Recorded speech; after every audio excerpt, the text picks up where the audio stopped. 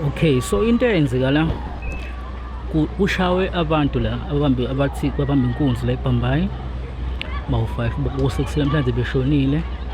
So umphakathi ngoba nubona nje ugcwele kanje ucula uzovala lo mgwaqo mawusho bathi la kunabantu ababoshiwe ababoshelwe ukuthi bashayela abantu bababulala okuyi-forum labo bantu kaboshiwe umphakathi uthi uyobalanda njengamanje njengoba limbona nje ukustrike la and uyashubisa so nje kunabantu abaningi okungenzeka lena leBhambayi kuningi cause nabazi abantu bavula umgwaqo kusanda vula izikole yonke leyo mess leyo kodwa ke okuningi sokubamba kubona.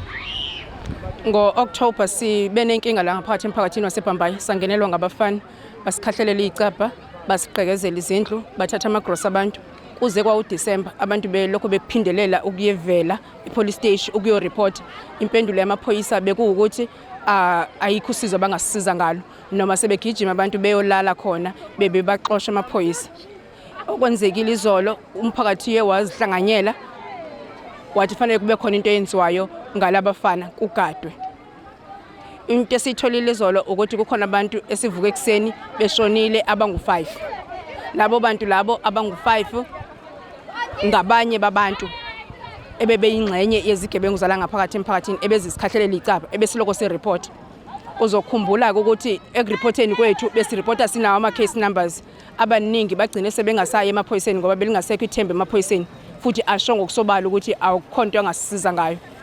Okugcine engingakusho okwenzekalayo manje amaphoyisa siwabona sethululeka esemaningi esekwazi ukuba semphakathini kanti awakaza besemphakathini usukela uDisemba wonke awakaza besemphakathini.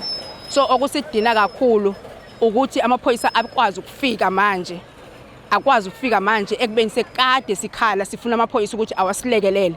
Ayafika manje amaphoyisa azolanda abantu ekuthiwa bakhonjiwe. Manje sihamba ke siyolala eMtshebheni usibona silana nje siyolala eMtshebheni ngoba abantu bekade besigade ebusuku abantu abangekhoyo abathathiweyo baya eMtshebheni siyolala kanye nabo ke eMtshebheni asinayo inkinga siyohlala nabo eMtshebheni up until azaphendula uMasteshi ukuthi uma ngabe efonela engabambi incingo uchaza ukuthini. Uma ngabe ama cases abantu sebehanjiwe ba risk impilo zabo bayokhomba ezindlini zabafana abasilimazayo bengalandeleli bethe ama case avaliwe uchaza ukuthini lokho. So sizolala ke umlokuzana uMasteshi aze asiphendule kuleso impendulo lezo. Ngiyabonga. Sanibonani South Africa yonke njani? Ndiyathemba niyaphila. Singomama simbokodwa la sinenkinga yokuthi abantu abasikhuseleyo amaphoyisa ababophile singasazi isizathu salokho. Manje sisenkingeni siyahamba semaphoyiseni siyosho udaba lethu ukuthi siyahlukumezeka emphakathini nabantu futhi basigqekezela abafana la emphakathini. Sinenkinga nje enkulu kakhulu la amaphoyisa akeze mesiwabiza. So sifuna izwi singomama singabantu besifazane sifuna izwi ukuthi senze njani ngoba siyarechwa nokurechwa la emphakathini. Yabonga.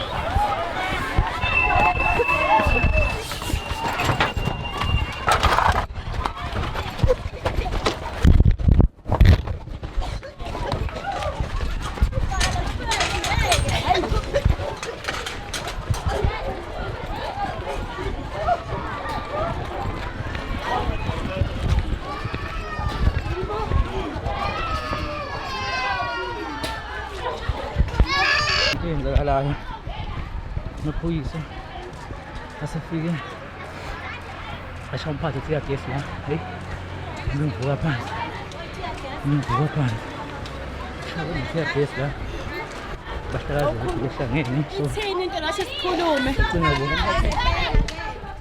Amaphoyisa sifike lapha sama emgwaqeni eRobotini eBhambayi sacula amaphoyisa afika ehle etaxini ephethe izinto engathi ngazi kungamabhomu la kodwa ngathi mabekudubula kuphuma into engathi intuthu affecteka wonke umphakathi nezingane ziyakhwehlela ziyaphalaza kumanje ukuphi la iseBhambayi lana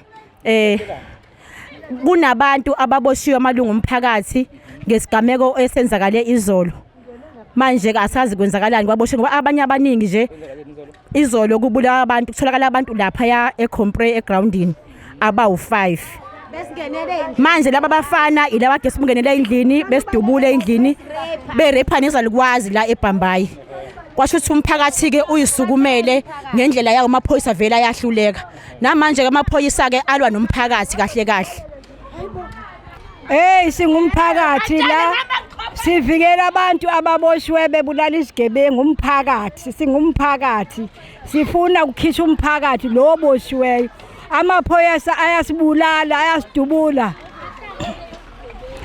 amaphoyisa ayasidubula ayasifaya ama-tear gas akafuni ukuza ukuthi azoxoxa nathi asize ukuthi sikhala ngani naphezulu besemtshebheni siwabikela naphezulu besidubula phezulu silele khona emtshebheni namanje nanke esitobhini eBhambayi asidubula ahamba ngohola selimaze omnye wethu nge-tear gas anisize bakethi singumphakathi sisengxakini eBhambayi uyala lapho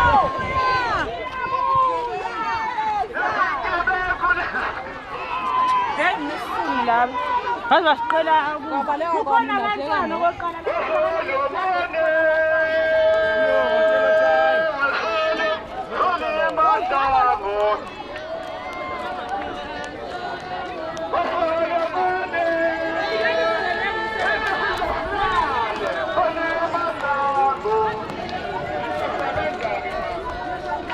hayi siyafa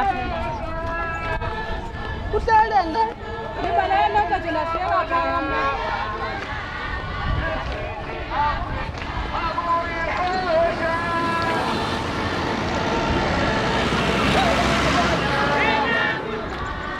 azovota thina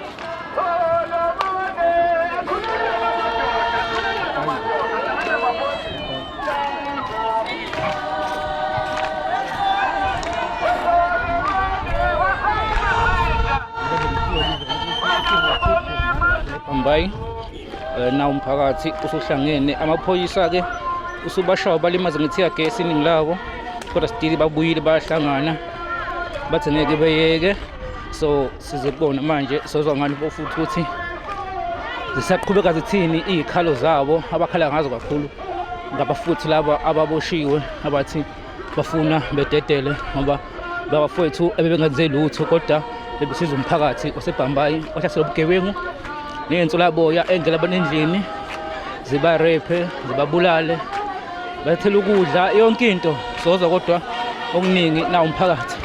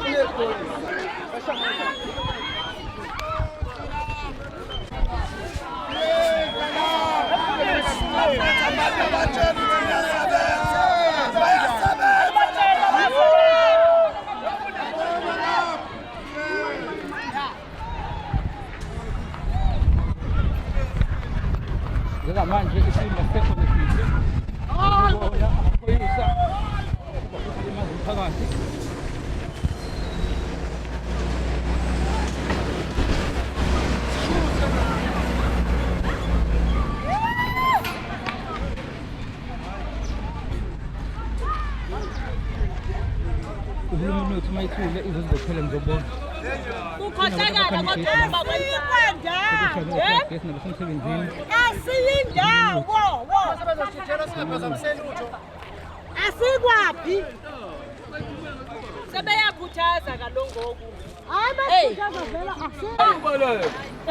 ngeke baleke edubulweni nayintatheli izobakhomba ukuthi basidubule sihlalele.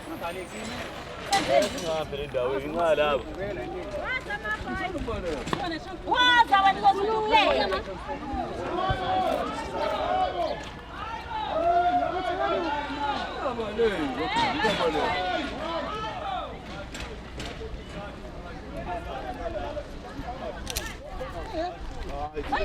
Sansan manje.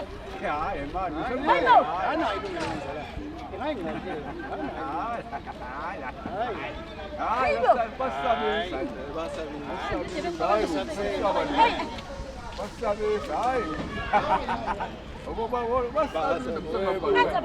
Ufumana ilitya ngexesha songena.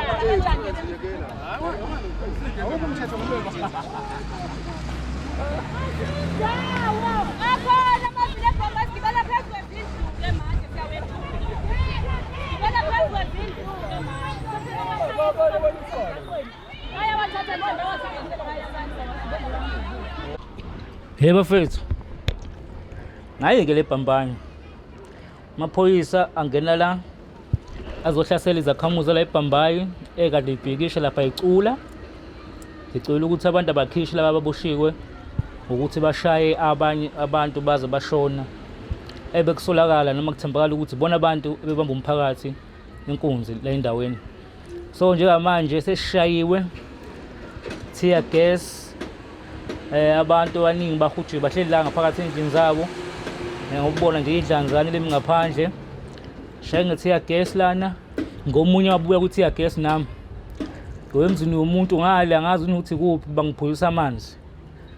Amaphoyisa ase South Africa, amaphoyisa enu, uhulumeni wenu enawukhetha nawuqoka nawubeka nathi awuniphatha awunimbusi. Yiko ke lawa namhlanje ehlasela izakhamuzi engenzeli ukuthi kodwa ehlukunyezwana.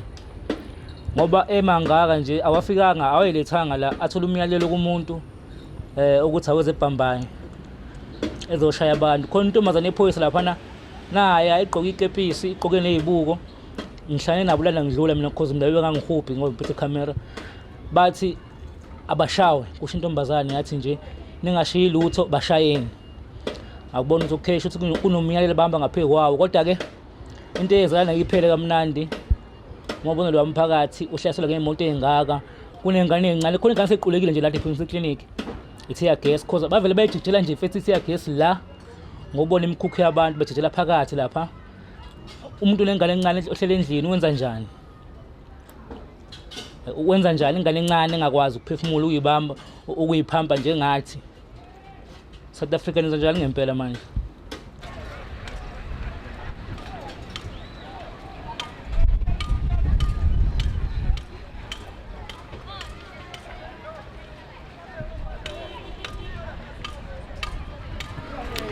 Sanibonani, igama lami nguNozuko, ngiwaHadebe, ngiwumhlali waseNanda eBhambayi. Lo enubonayo la umphakathi othukuthele oganunwabi ongafuni kuzwa lutho ngenxa yesigameko esenzekile endaweni. Utholakale izidumbu ezu5 egroundini ngasesikolweni eNewtown C izolo. Ilapho ke umsindo uqale khona amaphoyisa mayesebopha ama-members eforum. Umaphoyisa athathile ama-members eforum, umphakathi wasungula imashi ekhona eMtshebheni police station. Umbhikisho ususwa ukuthi kuthiwa akudedelwe iforum eboshelwe lo msebenzi owenziki. Ngakho umphakathi uthukuthele udinwe unwabu njengoba niubona uhlakazeke kanje. Iqulu lamaphoyisa leli elihlakaza umphakathi ngama-tear gas lapho umphakathi ubhikisha uzwakalisa ulawa lawo ngokungenami. Isizathu sokuthi umphakathi ungenami indaba yokuthi asakwazi ukulala ubuthongo kule ndawo. Sihlaselwe izigebenga, siyahlasela usuku nosuku kuyareshwa, usuku nosuku kubulawa umuntu, usuku nosuku bayangenelwa ezindlini. Sinama cases esinawo njengabantu abaholayo emphakathini more than 12 kusukela nge-24 zika December kuze kuzofika kule ndawo. Kulamacala khona kubalwa amacala okubulala, okungenelwa kosomabhizinisi, okungena ezindlini kutatshwa impahla, okusatshiswa ngezibhamu. Umphakathi awuthokozile neze ngendlela okwenzeka ngayo la ekuhlaleni. So asenamile ke thina ngokubona abantu ekufanele ngabe bayasivikela. Umbutho wamaphoyisa uzenzela uyitapela umphakathi, uhlakaza ngenhlavu, uthumisa ama-tear gas, usihlakaza lapho umphakathi uyamasha, umashela ukufuna ubulungiswa bokuthi asivikeleke kule ndawo. So umphakathi onganamile enhlobonhlobo siyacela ukuthi zonke inhlaka ezikhona zizongenelela kule ndawo esihleli kuyona. Indawo evele ingekho well developed, sekuwesi ke njengoba bukhona ubugebengu usuku nosuku kuya reportwa ngale ndawo yaseMnanda. Mfowethu sinenkinga la. Into enzakalayo la ngaphakathi kudala umphakathi la uhlukumezeka. Uhlukumezeka umphakathi. Senze amakhesi abantu bahambise amakhesi enathikeni police station Nanda.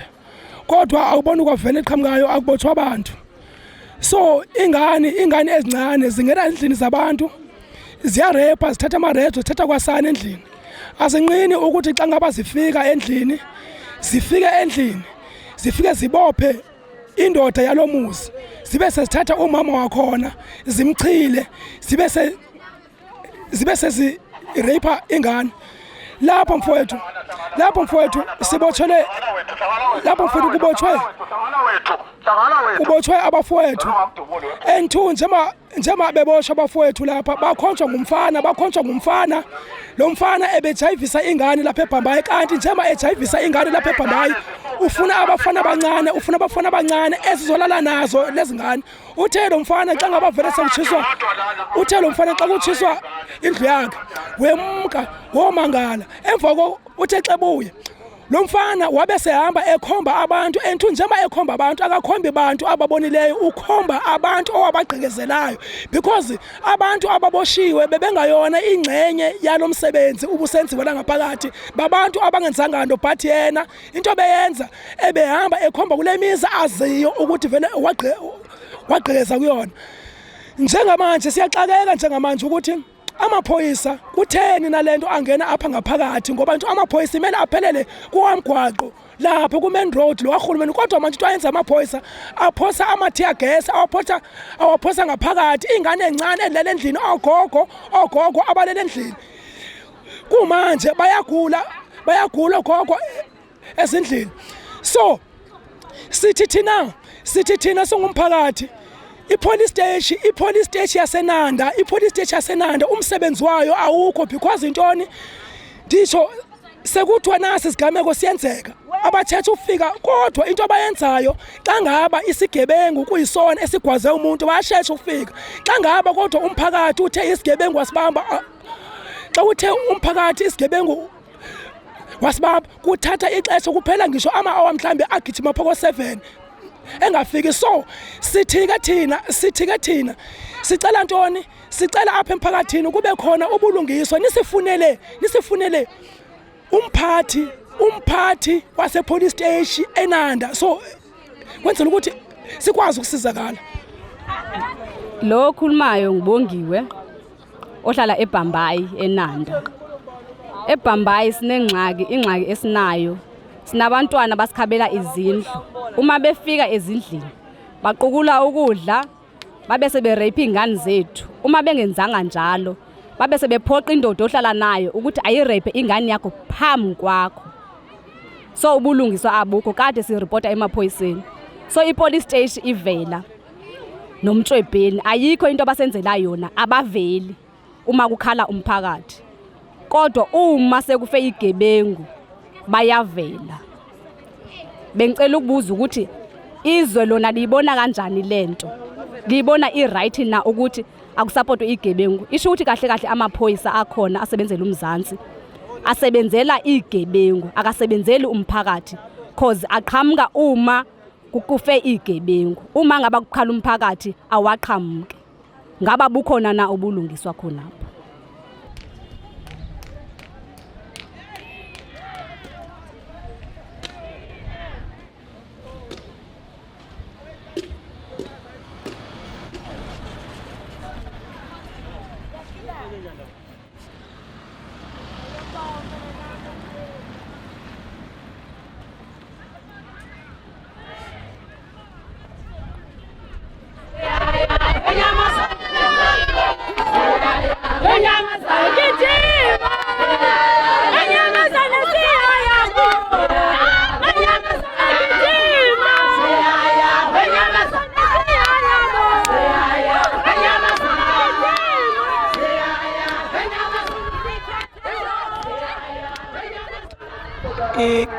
Igama uBlessing wakanyuswa umhlali waseBhambayi, community activist,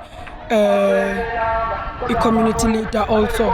Silana enkantolo namhlanje eBridge City sizomemeza sizothi sifuna abafowethu abasigadayo baphumele ngaphandle. Uzokhumbula ukuthi sikubikile udaba lokuthi ukusukela ngo-October simemeza amaphoyisa ukuthi awasilekelele emphakathini, amaphoyisa awakaza aqhamuke.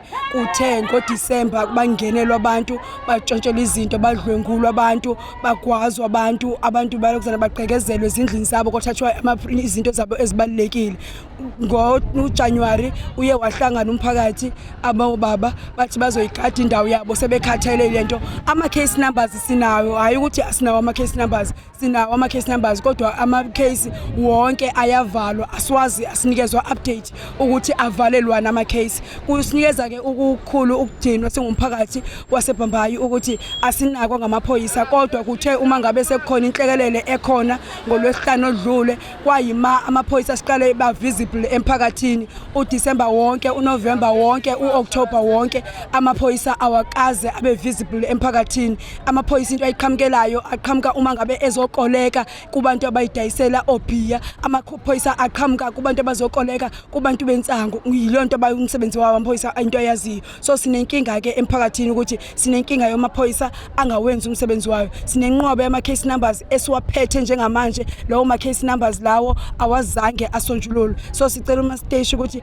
asilekelele ngalawo ma cases lawo awavuselele, asibonise, asibuyele emphakathini asho ukuthi kwenzakala nini. Manje sila enkantolo sizodimanda ukukhishwa kwabafowethu abasigadayo ngoba amaphoyisa ahlulekile ukusigada. Manje bese silala ukuthula ngoba kukhona abantu abasigadayo. Basasigade nje insuku ezimbili kodwa manje sebeyathathwa ngamaphoyisa. Sizodimanda kona ke lokho la emphakathini. Siyabonga.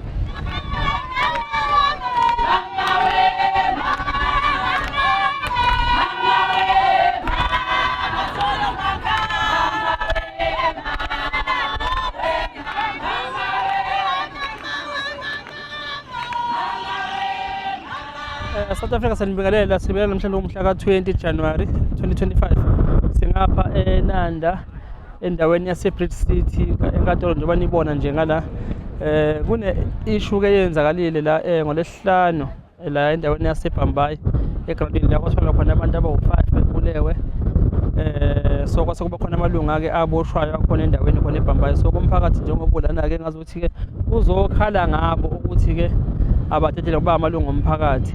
So ke esinakho ke sekwenzile sitheke sasake sizokhuluma nabo nathi okhozeni ezweni sakhile sike sithola ukuthi ungabe kwenzakalani, izikhalo zabo zithini zomphakathi nokuthi ke njengoba bela ikuphi abafisa ukubona kwenzakala ngala abantu ababoshiwe ngoba ngathi balanje bazosupporta ke abantu laba ababoshiwe.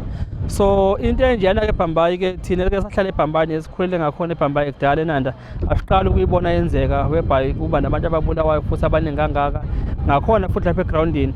Ngiyakhumbula nje ngo1993 kunabantu abake babulawa lapha eBhambayi babe7.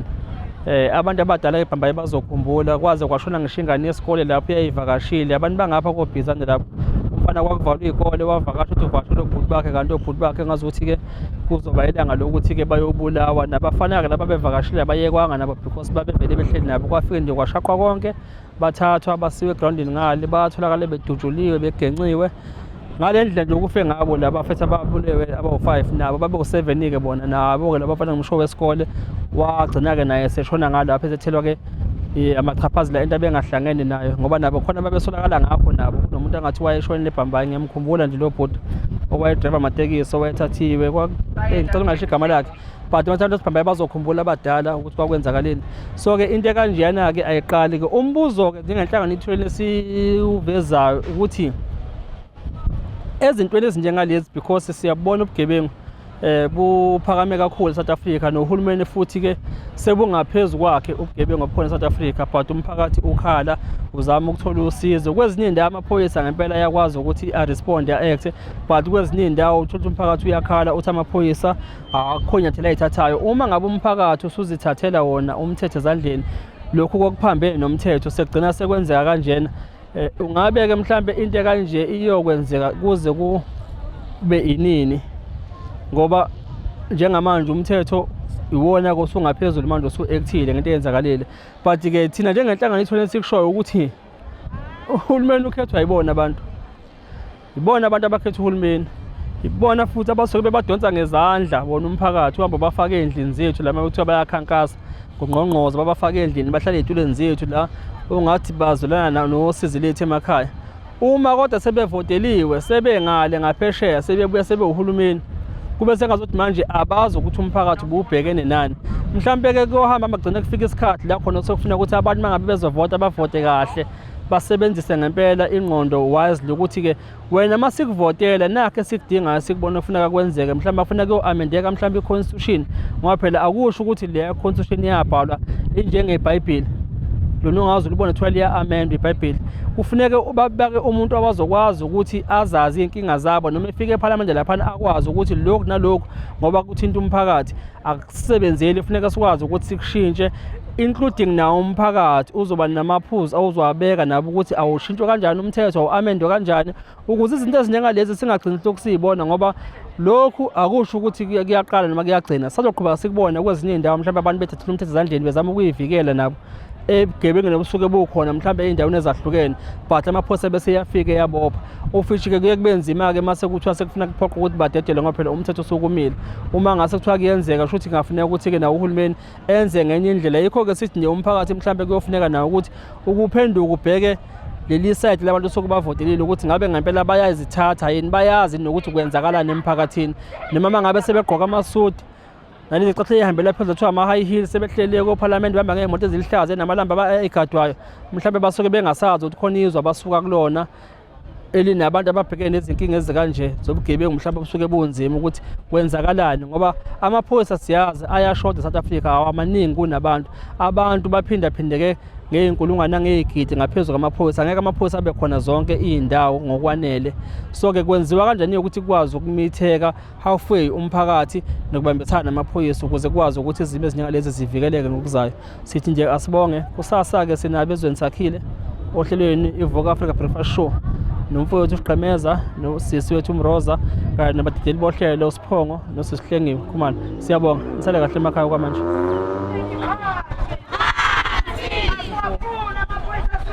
Swafuna